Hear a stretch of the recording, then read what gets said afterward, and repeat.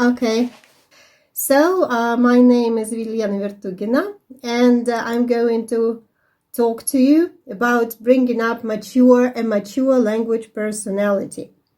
And I like making my presentations and making my classes interactive. So I will be very grateful if you guys write something in the chat, yes, when I will be asking you to do so. I would like to start with a little story of what helped me grow as a teacher. And my second slide is a little bio in pictures. So there is this picture about which I'm going to talk right now. There is no picture of my 10 years of experience of being a teacher at school. I started teaching in 1994. And for 10 years, I was a school teacher. I worked with all kinds of students of different ages and in different classes, and I enjoyed it immensely. But the time came and I moved to the university. I'm still working in St. Petersburg State University. And the very first picture with those funny guys eating bananas, actually, these people are very serious. And they are members of CEFR, Common European Framework of Reference Team. And I was happy to work together with them for 3 years for the testing center in St. Petersburg. And they helped us devise our own test. And I was there responsible for the listening texts, for the listening tasks. So I know how to do listening. I know how to teach students to just try to escape different kind of pitfalls and everything. And it was a great experience for me. Another great thing, you can see that I have a CELTA certificate, and I got it in 2012. I passed it successfully, got A, and that experience gave me so much in terms of teaching, because our classes were observed all the time. In terms of communication, making meaningful connections, I'm very good friends with all my peers, with all the colleagues who were with me there. Then you can recognize Hudella and me back in 2012. This is when I got bitten by Hudella's personality, energy, and lexical approach. And since then, I'm within. Yes, I'm into a lexical approach a lot. Down here, you can see the picture of my students. They're preparing for some speaking activity they're discussing. So I like interactive classes. Next to it, you can see an emblem, Faces, Festival of Art and Culture for English-loving students. This is a project that I've been running since 2009, and I'm happy to say that, including me, 4 of the speakers in this conference have taken part in Faces. So Austin, I found in Moscow in 2015. He came to St. Petersburg and participated in this great event. Paul made a presentation for us in 2016. I think Elena Pliner joined in 2018, and last year she was taking part in the concert. And and also gave a wonderful presentation to us. So Faces is about making people happier. We conduct different events in English. It is free of charge throughout the year, and it all is crowned by a great festival in April where people from different places come. We have presentations, we have master classes, we have speaking clubs and native speakers. And also a very important part of my activity now, and you can see the logo behind me. Yes, Живой английский. This is my project that I've been running since 2016. And we do teach lexically. And there I also have a club for teachers, a cup of teaching. And we get together like-minded people, very devoted people. And I hope that a lot of people are here in our chat today. Hello to everyone. And I also do my own pronunciation course, both for teachers and for students, which is called Sounds Beautiful in English. Now, back to the topic. So my topic is bringing up a mature language personality. And I'm going to be talking about words here. Yeah, and this is my first interactive activity. I would like you to take part very actively. I would like to ask you 3 questions. So I will be speaking about these 3 questions: who, and how. If you do not mind, in the chat, very quickly write what these questions could be. Who, and how. How do you see the questions?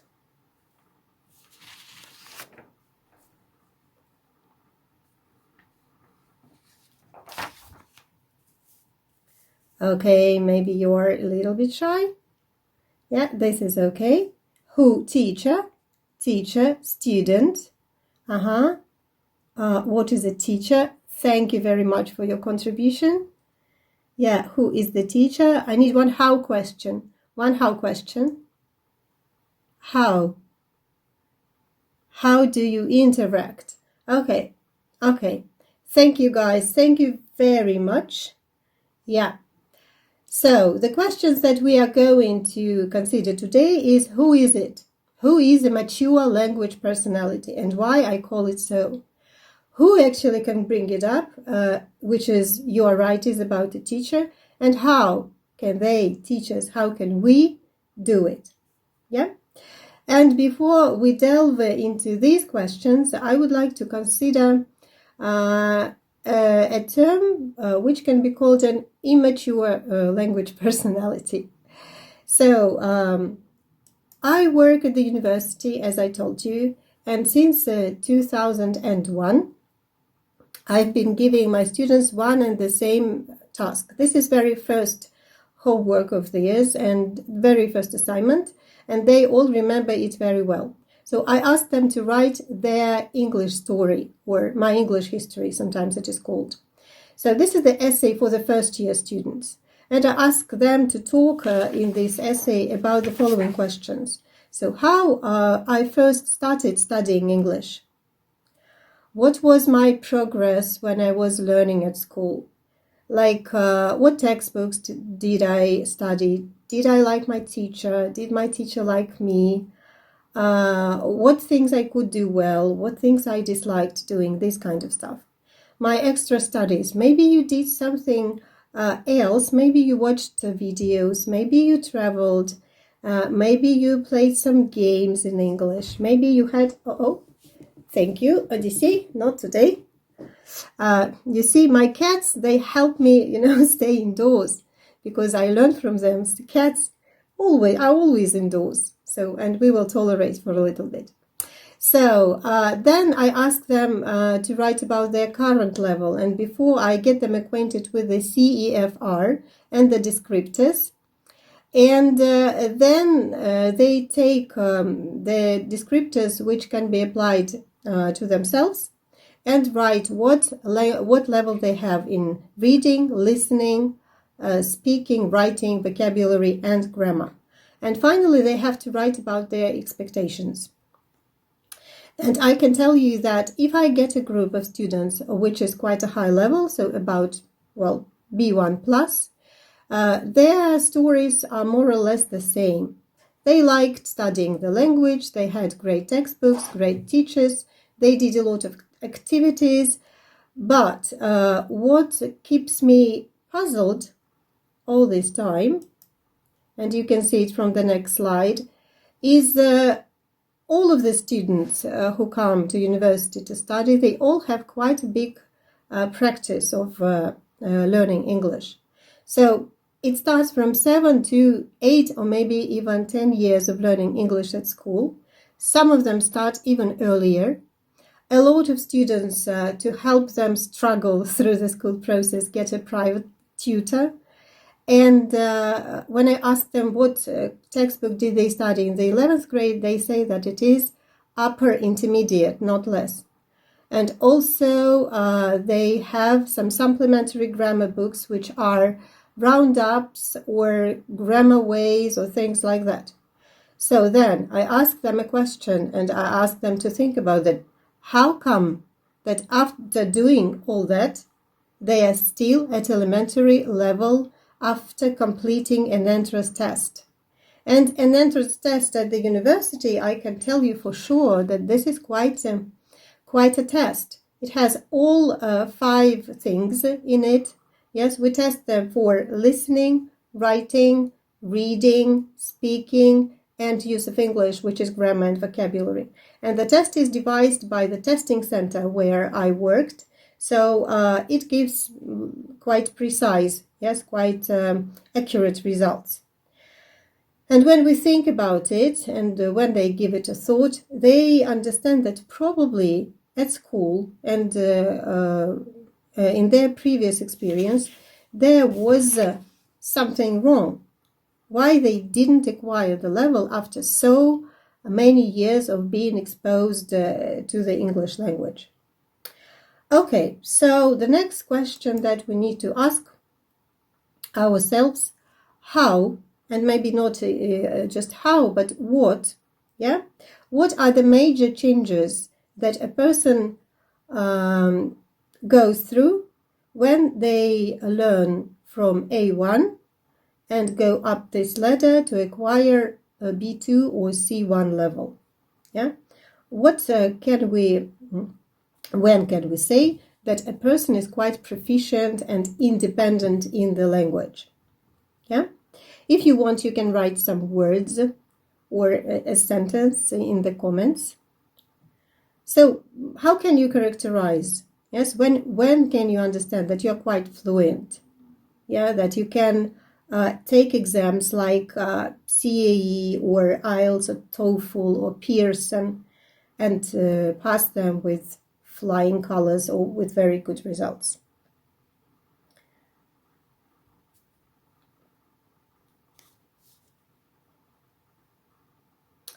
Okay, so I hope you all will agree with me. Yeah, I see some answers. Thank you very much. Thank you very much for that. And you can compare. So you will agree with me that when we acquire freedom, the freedom of expression, we can consider ourselves to be proficient in the language. And there are lots of wonderful sites and wonderful resources. You can see Paul's photo and his YouTube channel. If you haven't seen him yet, I highly recommend you to go and watch his videos. They're very practical. And another picture is of the channel that I like as well personally, which is called The English Coach. And so from different sources, I can tell you that freedom of expression means that you know lots and lots of vocabulary and chunks and synonymous expressions. So you can express one and the same idea using different ways. This includes grammar structures, this includes idioms, collocations, chunks, and so on and so forth. Then when you respond to a person, it feels right. Yeah, it is not strange. You give natural responses, and it's not like artificial. You're not like translating yourself from Russian into English. And you talk like an equal. You are confident. You're ready for different questions. And you can easily come up with ideas, which means that you are creative. And this is very well tested in different kinds of exams when you have to give quick answers to different questions. And you can prove your ideas logically, and you can apply critical thinking. And you are also flexible, you can adapt, you can choose what kind of reactions to use in this or that situation. So you see that the list is not full, you can go on and go on and go on. But the idea is clear. You are absolutely free to express yourself in a language. Like you can express yourself in your native language. Yeah, for example, the majority of us might be Russians. And but what does this proficient level mean to us as teachers? For example, if you know people who have reached proficient levels, or if you are these people, you can ask yourself, what other characteristics, what other qualities do I have? Is it only about the language? Or is it about something else? And at this point, let us look at my next slide. So I can take language in brackets, and I can say that when you become mature, you take responsibility for what you do. And you also are responsible for your own learning process. And the more mature you are, the more persistent you will be in your studies. So it's all so interconnected with each other. And the person who is mature doesn't only care about their language, about the basic needs, but they want to make the world brighter around themselves. They want to make people a little bit happier when you interact with them, when you talk with them. So why am I asking this question? Why am I speaking about mature personality in terms of teaching English and learning English? Because, we as teachers, we understand that the learning process is quite long. And it doesn't take only like a couple of years to become proficient in the language. And for quite a lot of cases, our students stay with us long. And we need to be able to show, yes, that they are able to not only acquire some language skills, but also to grow together with us, to grow emotionally, to grow psychologically. And the good news about that is we actually never finish growing. We are always learning. When we come of age, when we become adults, it doesn't mean that we are psychologically mature. No, we are learning all the time. And this is, I'm trying all the time and trying to tell my students, to get them to understand that. So also, when we talk about a mature personality, I can recommend a very good book by Carol Dweck. And in this book, she considers fixed mindset versus growth mindset. And I think when students, and to be honest, teachers as well, when we acquire this growth mindset, it will mean that we are ready for a long life learning. And by giving these things to you, I don't aim only at students who are grown up physically. It can be applied to any age. You can use different sources and you can use different books and different videos to impart these ideas to your students. But still, if a person doesn't enjoy the process of learning, only studies to get higher grades, that's not a very good learning process. If the person doesn't like when he's criticized and blames everything on other people but not themselves, this is not a constructive learning process. If the person is jealous of other person's success, like he got higher grade, I wrote the same, reconsider my essay, I want a higher grade. This is not open-mindedness, and this will not lead to higher results in the future. If the person is stuck and doesn't want to take risks, doesn't want to try, this kind of person is also like a very dependent on a lot of circumstances. And if they cannot go through failures and see failures as steps for getting to higher levels, this is not also not very good. And a person with a growth mindset, they are also aware of their own process. So they can compare, like a month ago, what they were able to do or what they have learned now.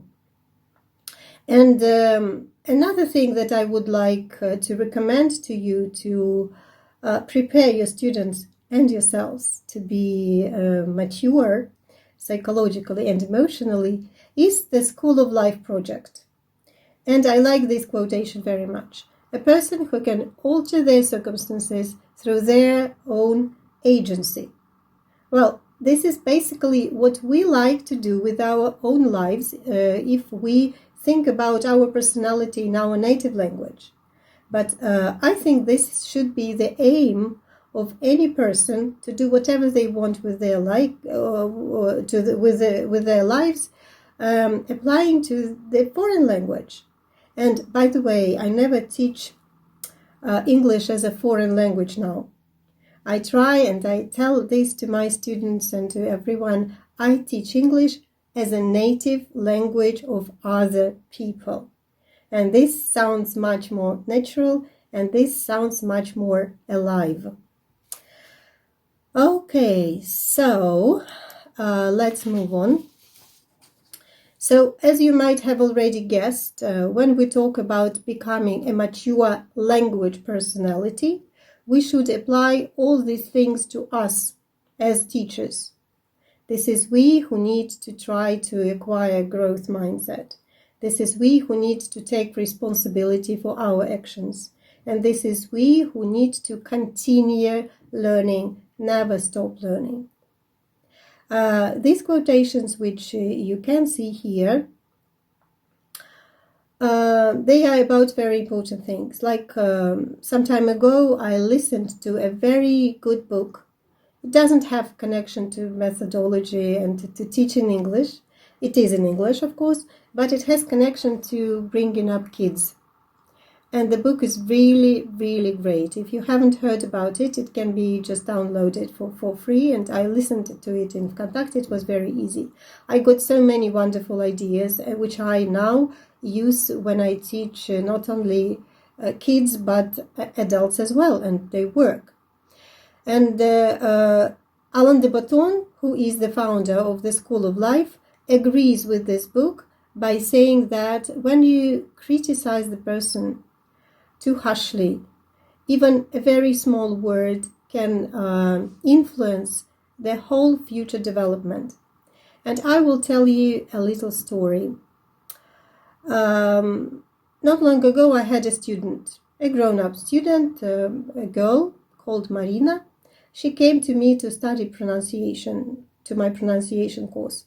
And at the beginning of the course, I usually give some introductory speech and then give them some questions to think about at home and to come back the next class and deliver a speech by which I can see what kind of pronunciation problems they have. And so I asked Marina one little question. Marina, I said to her, could you think about the good features of your personality, things that other people like in you? Things that maybe you are proud of.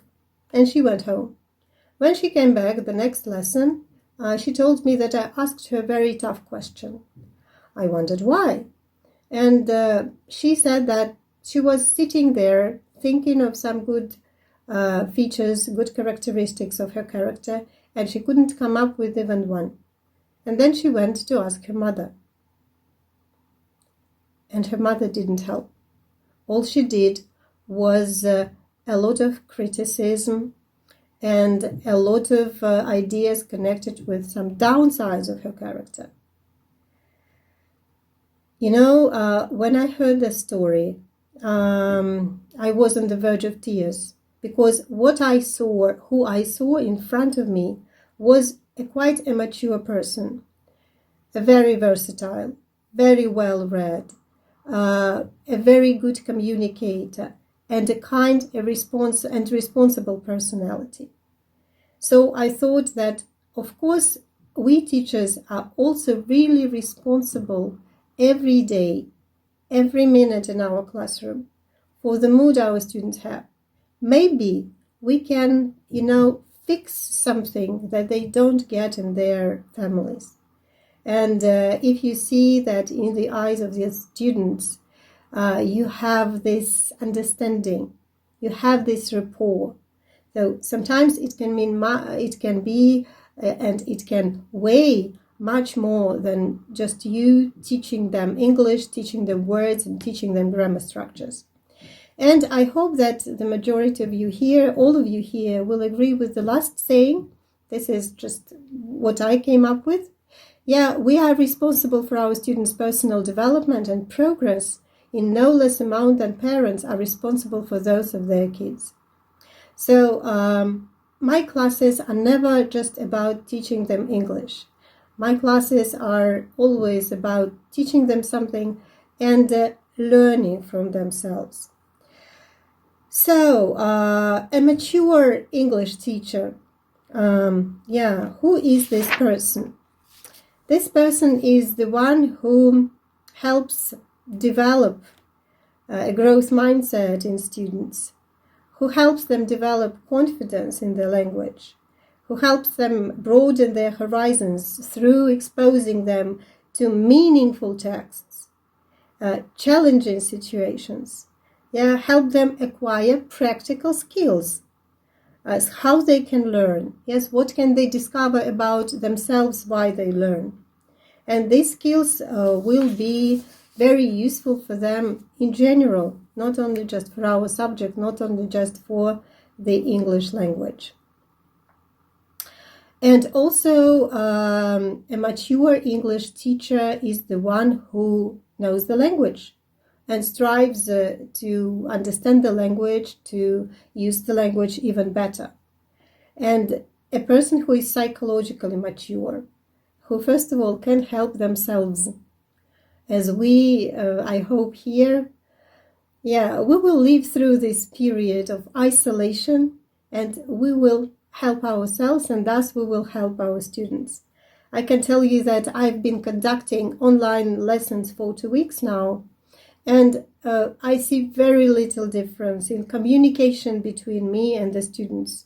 And they are all very helpful and they're all teaching me different computer skills. And of course, that's not very good that we cannot see each other in person. But since you have developed this kind of rapport, since you have acquired this kind of understanding that you want the best for them, and they will respond wholeheartedly, and they will be responsible, and they will be diligent, they will do their homework, and even more. Okay, so the next thing I would like, I actually wanted to ask you about, we are moving, before we move, to the next part, how we can do that, how we can teach our students to become mature language personalities. I want to remember one quote from Alain de Botton.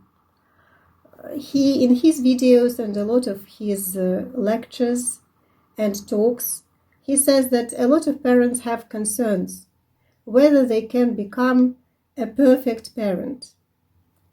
Since they had some issues in their childhood and they have grown up not to be very mature emotionally. So his answer is what I like a lot. He says that you'll never become a perfect parent, but you can become a good enough one. And so I think this can be very well applied to our teaching profession. Of course, all of us are human. We're not perfect. We can have failures. Not all our classes are the best.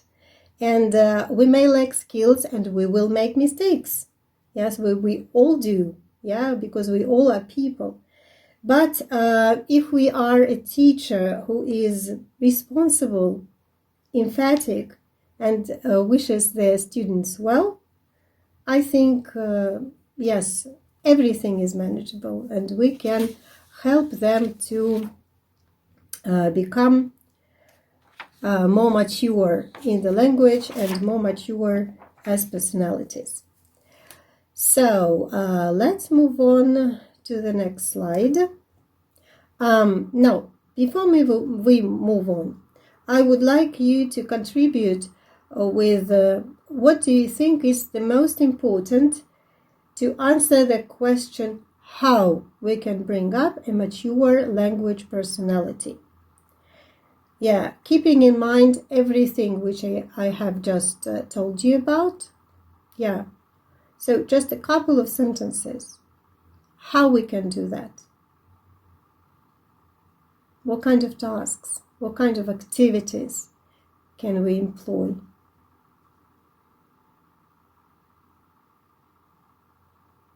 And I will wait a little bit for you to Contribute with your ideas. Treat children as adults. Wow, a very good idea. I don't have very good eyesight. Let me take my spectacles and see who this is. Irina Artyomenko. Yeah, I agree with you 100%. Being yourself a mature personality. Yes, raise their self-esteem. Oh, how much I agree with you.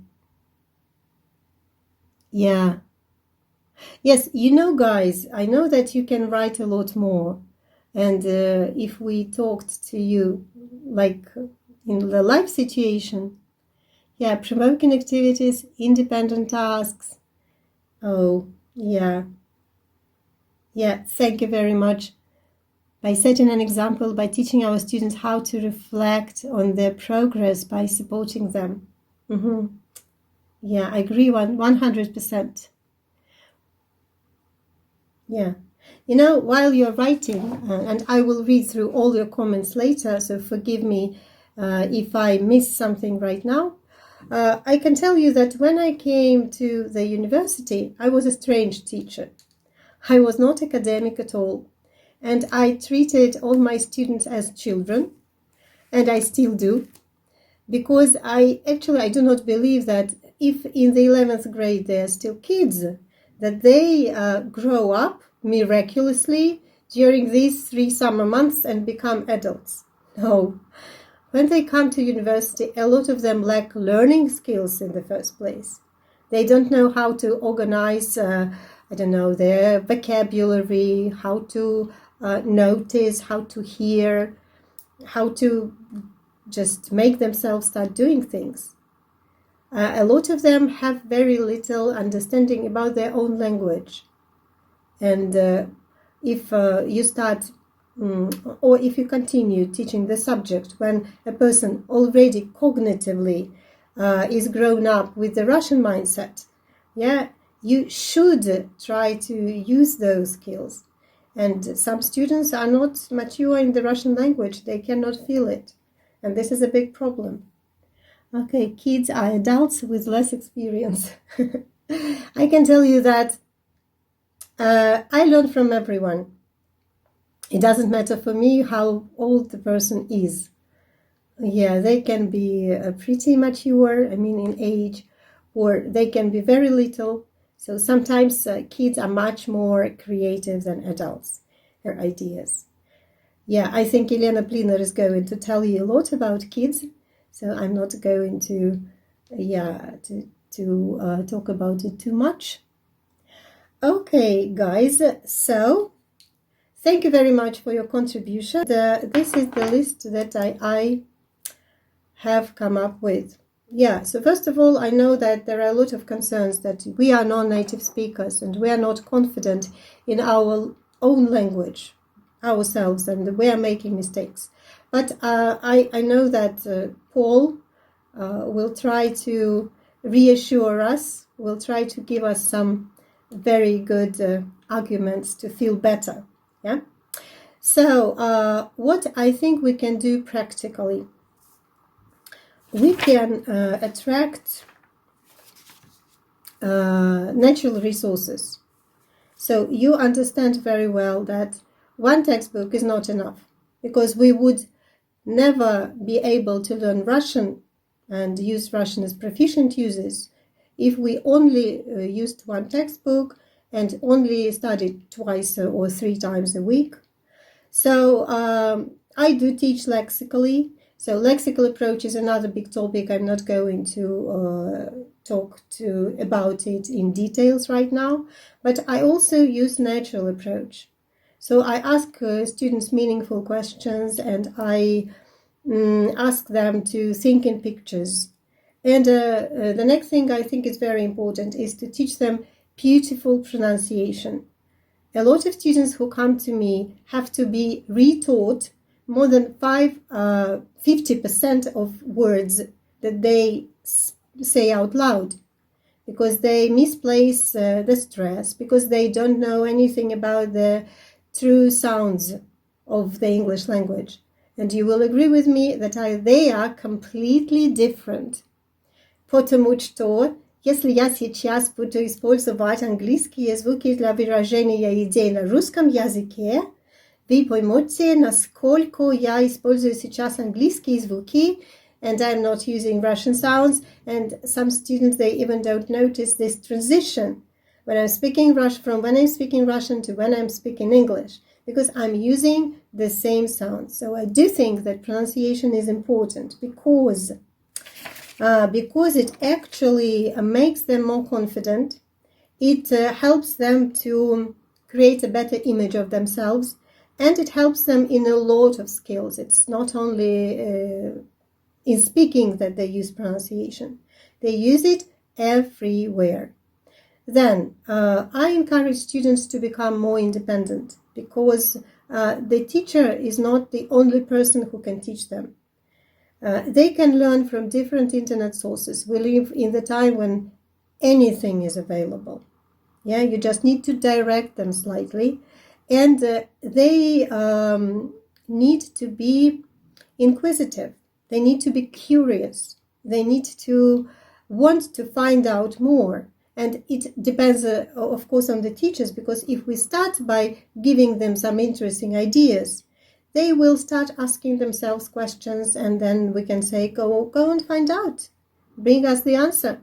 Share the article with us. These kinds of things. Okay, then we can teach them effective learning skills. We can teach them quick thinking and flexibility of mind. We can teach them communicative skills by getting them to interact with each other, with the world, by giving practical tasks like find out, order, book a room, write a review to the film, post it somewhere.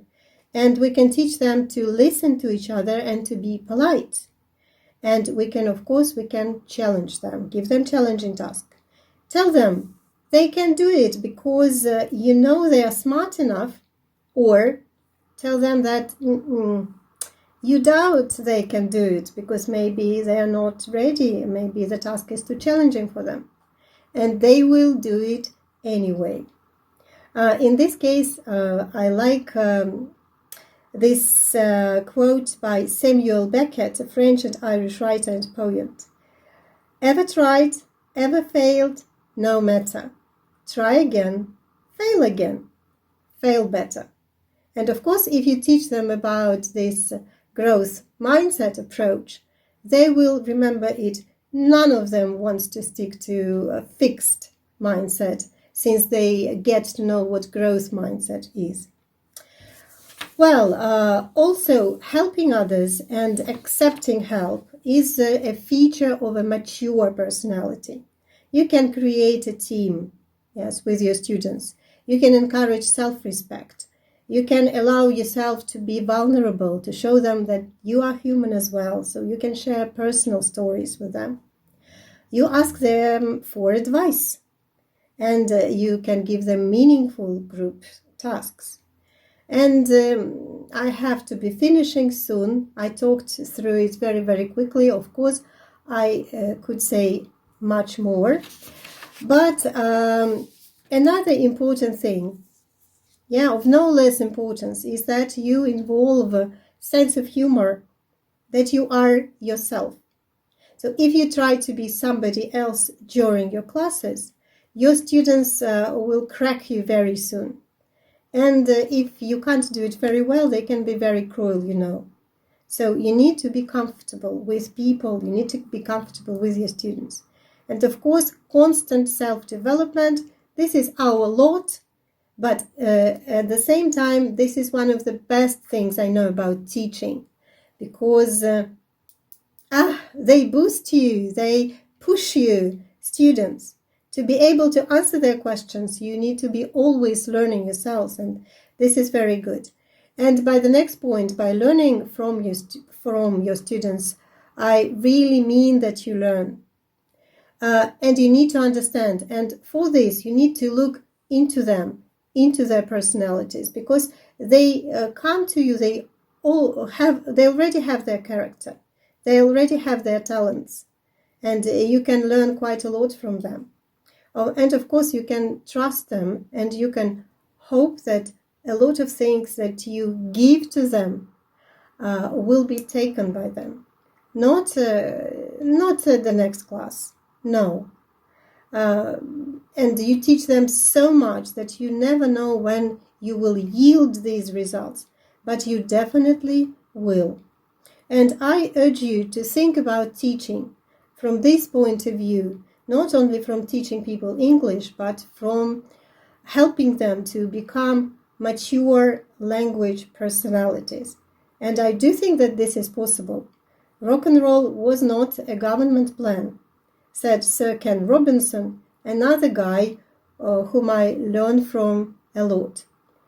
And I want to thank you all for giving me, and Paul, great thanks for giving me this opportunity to be able to talk to so many people, to share my ideas with them.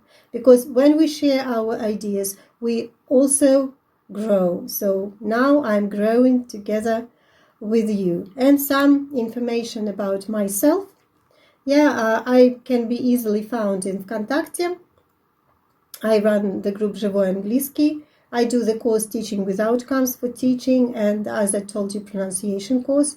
We have our YouTube channel, and you can find me in the Instagram. I'm very approachable.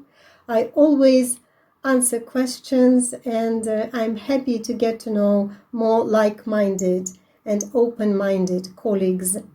Thank you very much. I'm looking forward to listening to the following speakers. And any questions that you might have, please leave in the comments. I will read everything, and I will try to contact you and write you what I think about them.